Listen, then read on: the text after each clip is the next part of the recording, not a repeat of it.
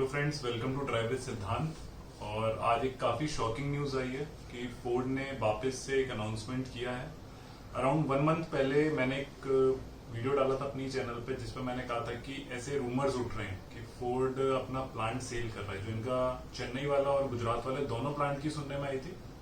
Starting में ये हुआ था कि सिर्फ चेन्नई वाला प्लांट सेल हो रहा है, लेकिन बाद में रूमर्स आए थे कि शायद गुजरात वाला भी प्लांट सेल आउट होने वाला है, या वो अपना प्रोडक्शन बंद करके किसी और ओला वाली कंपनी को वो अपना प्लांट है वो सेल करने वाले हैं।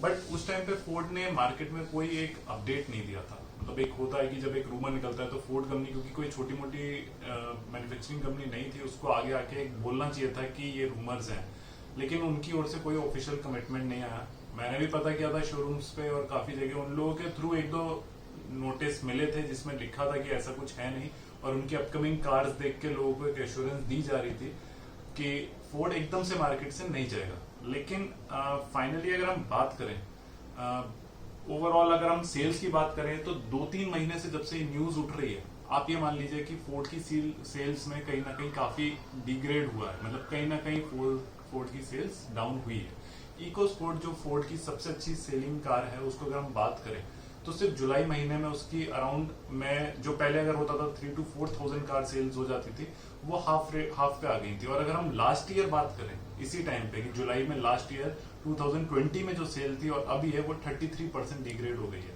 ओवरऑल अगर हम बात करें फ्री स्टाइल, फीगो या एस्पायर की, इसकी भी सेल्स काफी डाउन हो गई है। और धीरे धीरे करके आप बात करें तो टॉप 20 सेलिंग कार्स में सिर्फ इको स्पोर्ट है जो अभी एग्जिस्ट कर रही है। उसके अलावा अगर हम बात करें एंडेवर की, तो एंडेवर का भी बहुत अच्छा कोई सेल्स नहीं गया, अराउंड 900 ही यूनिट सेल आउट हो पाई थी। तो अगर हम बात करें कि इनका जो सेल्स चल रहा था उसके अकॉर्डिंग हमें थोड़ा सा डाउट तो हो रहा था कि कहीं ना कहीं सेल्स कम हो रही है, तो कंपनी को कुछ ना कुछ करना चाहिए। लेकिन आज ऑफिशियली जो फोर्ड है उसकी ओर से एक अनाउंसमेंट आ गई है कि फोर्ड शायद इंडिया में अपना कार बनाना बिल्कुल बंद कर रहा है, वो अपने दोनों प्लांट खत्म कर रहा है। मेन रीजन क्या है इसको अगर जानने का, तो उनका यही है कि लास्ट 10 इयर्स में हमने around 2 billion US dollars invest किए इंडिया में, लेकिन हमें उतना प्रोडक्शन से कोई फायदा नहीं हो रहा है।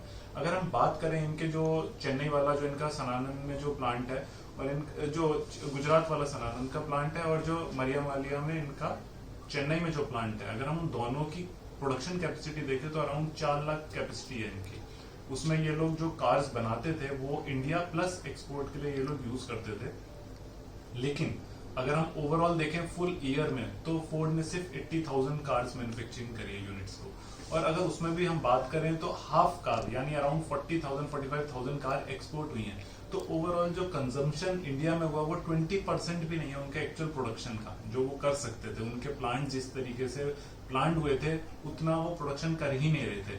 तो अगर इतनी बड़ी कोई कंपनी है वो डेफिनेटली अपना डिग्रेड करेगी, क्योंकि अगर किसी मैन्युफैक्चरिंग को इतना फायदा ही नहीं हो रहा है तो वो क्यों इंडिया में अपना ऐसा सेटअप कंसिडर करके रखेंगे आगे के लिए। अब अगर हम बात करते हैं तो जनरल मोटर 2017 में गई है छोड़ के, जो कि काफी बड़ा इंडिया को लॉस था, क्योंकि जब कोई कंपनी जाती है तो सेल्स पे वहां पे वर्किंग जो स्टाफ होता है, और ओवरऑल अगर आप देखें तो इंडिया के ग्रोथ में भी कहीं ना कहीं इम्पैक्ट आता ही है। सिमिलरली अभी लास्ट मंथ ही हार्ले डेविडसन ने अनाउंसमेंट किया था कि वो अपना प्रोडक्शन रोक रहे हैं, जो कि एक इंडिया में अच्छा काफी अपना सेल्स स्टार्टिंग में कर रही थी, लेकिन धीरे धीरे उनकी भी यही हुआ कि सेल्स डाउन हुई और कहीं ना कहीं उनको ये डिसाइड करना पड़ा कि हमें अपना प्रोडक्शन रोकना है। और फाइनली अब फोर्ड जब ये बात कर रही है तो ये इंडिया के लिए काफी बड़ा लॉस है। और अगर हम बात करें ओवरऑल, हम अगर कार्स को देखें तो फोर्ड इको स्पोर्ट अगर आप चला के देखेंगे आपको लगेगा कि हाँ ये कार बहुत ही अच्छी कार थी, लेकिन कहीं ना कहीं थोड़े से मिस्टेक्स रहे हैं फोर्ड के। जैसे अगर हम बात करें कि जो नया मार्केट है, अभी किया मोटर्स हो गया, या फिर अभी अगर आप बोले एमजी हेक्टर, ये जो कार्स आ रही हैं और BS6 पे ट्रांजिशन होना, उसके बाद जो DPF टाइप के जो इश्यूज आ रहे थे जो BS6 इंजन में, उसमें फोर्ड कहीं ना कहीं शायद अपने कॉम्पिटिटर्स को कॉम्पीट नहीं कर पा रहा था। और जो फेस लिफ्ट इको स्पोर्ट में काफी जल्दी आ जाना चाहिए था वो अभी तक नहीं आया है। तो ये ओवरऑल कुछ रीजंस हैं जिससे आप कह सकते हैं कि इनकी क्वालिटी डिग्रेड हो रही थी। क्वालिटी तो नहीं कह सकते हैं बट सेल्स कह सकते हैं, क्योंकि सेम क्वालिटी के बेसिस पे आप कार बेचेंगे तो डेफिनेटली कहीं ना कहीं आपको सेल्स पे कॉम्प्रोमाइज करना पड़ेगा।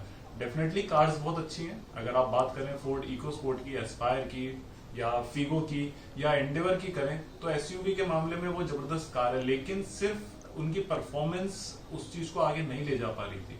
कहीं ना कहीं आप बात करें तो एंडेवर का जो डायरेक्ट कॉम्पिटिटर होता है वो इस टाइम पे फॉर्च्यूनर था। फॉर्च्यूनर के हम लास्ट थोड़े टाइम से देखते हैं तो कितने वर्जन चेंज हो चुके हैं, उनका फेस लिफ्ट, उनमें चेंज एडवांसमेंट आ रहे हैं। फोर्ड में मैं मानता हूं कि फोर्ड में फीचर्स काफी टाइम से थे, लेकिन कुछ ऐसी चीजें हैं जो उनको सेल्स को डाउन कर रही थी और फोर्ड ने उस पर ध्यान नहीं दिया है। और फाइनली अब तो जो इनके अनुराग मल्होत्रा प्रेसिडेंट है, उन्होंने क्लियर बोला है कि हम प्रोडक्शन रोक रहे हैं। तो प्रोडक्शन रोकने का मतलब है क्या फोर्ड बिल्कुल इंडिया को छोड़ देगा? तो ऐसा नहीं है। उनका कहना है कि हम प्रोडक्शन रोक रहे हैं। अभी तक इंडिया में वो लोग 4 लाख कार मैन्युफैक्चरिंग करने का एक आइडिया लेके चल रहे थे और उसमें से कुछ कार को एक्सपोर्ट कर रहे थे, लेकिन अब दोनों प्लांट्स पे मैन्युफैक्चरिंग बंद करके अभी जैसे थोड़ा सा कार इनकी रह गई होंगी जो सेल्स के लिए है, जो इनका स्टॉक पड़ा है वो अभी क्लियर होगा। इनके शोरूम्स कंटिन्यू रहेंगे, वो जो क्लियरेंस होगी वो कार जो इनकी एस्पायर या इकोस्पोर्ट बनी हुई है वो सेल्स की जाएंगी। मे भी हो सकता है जो यूजर्स या जो बायर्स अभी लेना चाह रहे हैं, स्टिल मैं अभी उनको ये नहीं कहूंगा कि आप लीजिए या मत लीजिए, लेकिन अगर आप ले रहे हैं तो आपको काफी अच्छा डिस्काउंट मिल सकता है। आप उस पर बात करके देखिए, क्योंकि डेफिनेटली जब सेल्स डाउन हुएगी, कंपनी ने क्लोजिंग का बोल दिया है तो थोड़ा सा इशू रहेगा। और सेकंड चीज, शोरूम वाले आपको पहले बात बुकिंग का फाइनल डेट देते हैं या नहीं देते, क्योंकि डिलीवरी डेट अगर वो नहीं दे रहे हैं डेफिनेटली उनके पास स्टॉक में भी वो कार नहीं है। अगर उनके पास कार है और वो आपको दे रहे हैं तो अच्छा खासा डिस्काउंट शायद वो देंगे।